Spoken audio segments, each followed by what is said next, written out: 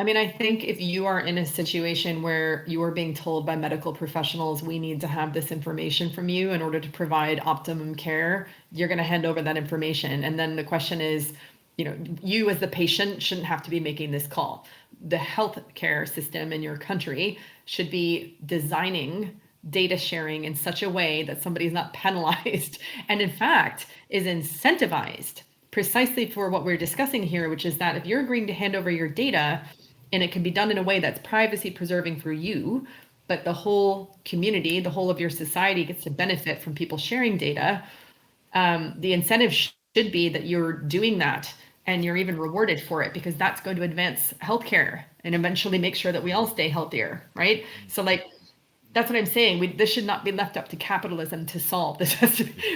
Hey, we need top cryptography to protect people's data, and that exists and can be done.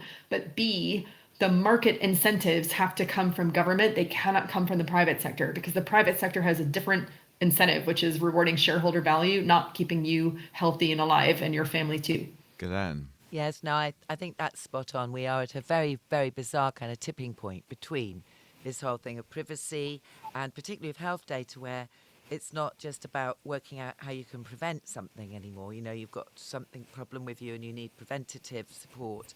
It's actually now, most of it's about prediction. Yeah. So you can, work out, predict ahead what could be possibly happening to you if you don't take certain choices. Yeah.